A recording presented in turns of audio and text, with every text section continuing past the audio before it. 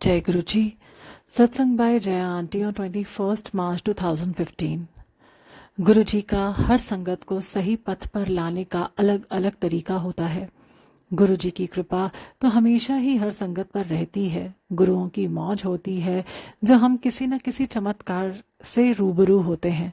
इन चमत्कारों से गुरुजी अपना प्यार तो दिखाते ही हैं, साथ ही साथ हमारा आत्मबल भी बढ़ाते हैं।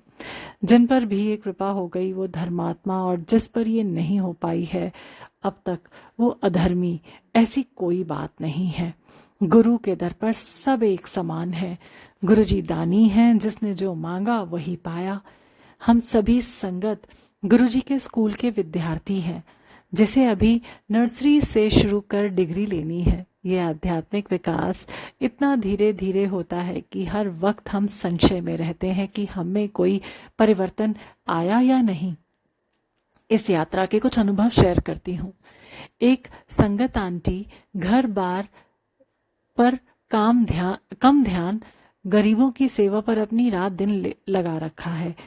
स्वाभिमान से अपनी सेवा को अपना बल मानती, लाखों का लेन देन पर एक दिन 1-2 हज़ार रुपए के लिए लोगों के शक के दायरे में ला दी गईं। सही थी, जवाब दे दिया, पर इस घटना से वो हिल गईं कि ये क्या हुआ और क्यों हुआ। ये था गुरुजी की वो कुम्हार वाली थपकी जो वो अपने बर्तन को मजबूत करने में लगाता है।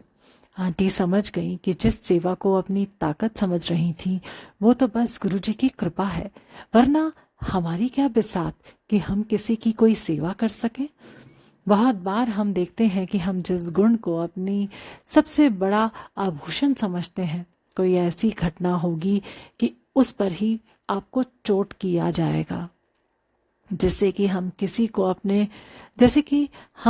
अपने तन मन धन से प्यार करते हों, पर वही हमें कहे कि हम उसे प्यार नहीं करते। अब सब कुछ तो हमने लगा ही दिया, अब कैसे बताओगे कि हम किस हद तक उसे चाहते हैं। जब भी ऐसा हो समझ लीजिए कि गुरुजी हमें कोई नई दिशा देना चाहते हैं। शांत होकर इंतजार करें। गुरु ने हमारा हाथ पकड़ ही रखा है, जिधर सही होगा ले चलेंगे। हमने यदि सोच लिया कि हम किसी का भी दिल नहीं दुखा सकते और रात दिन वही कोशिश करते भी हैं, पर अचानक कोई अपना इल्जाम लगा देगा कि हम तो छल कर रहे हैं, कोई दुर्विचार के तहत हम काम कर रहे हैं। अब आप ये कैसे सिद्ध करोगे कि आप कभी ऐसा सोच भी नहीं सकते। ऐसे में समझ लीजिए कि गुरुजी की कृपा हो गई। हम एक बड़े अहंकार से निकल पा रहे हैं। अहंकार कि हमसे किसी का बुरा नहीं होता है, ये गुरुजी की दया है हम पर, जो ये इस गुण से नवाज रखा है। हमारा तो कुछ है ही नहीं। होता ये है कि हम सब में अच्छे गुण तो होते ही हैं, समय के साथ हम उसे और भी विकसित कर लेते हैं, पर साथ ही साथ एक अहंकार भी पलता जाता है जब हम ऐसी सोच को रखने लगते हैं कि हम औरों से अच्छे हैं। इस गुण के कारण गुरुजी उसे इस तरह से खत्म करते हैं जैसे कि गुब्बारे से हवा निकाली जाती है। एक पिन जैसी तीखी आलोचना जो आपके वजूद को तक को हिला दे। समय लग जाता है उसे हजम करने में, पर गुरुजी की कृपा जल्दी हम संभल भी जाते हैं। फिर ऐसे बनते हैं जैसे गुरुजी चाहते हैं, सिर्फ सेवक और कुछ भी नहीं।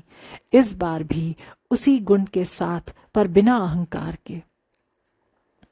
यही कारण है कि हमें किसी को अच्छा या बुरा नहीं कहना है, न ही समझना है। सब माया है। हम तो बस गुरु के सेवक ही बन सकते हैं। जिस किसी पर या गुण पर अपना हक समझ लिया वही सबसे पहले हमसे अलग होगा। बरसों से जिन भ्रांतियों में हम जीते होते हैं, पल भी नहीं लगता उन्हें चकनाचूर होने में। हमारी गुरुजी से प्रार्थना होनी चाहिए कि उठाओ या गिराओ, बस लगाए रखना अपने चरणों से। जय गुरुजी।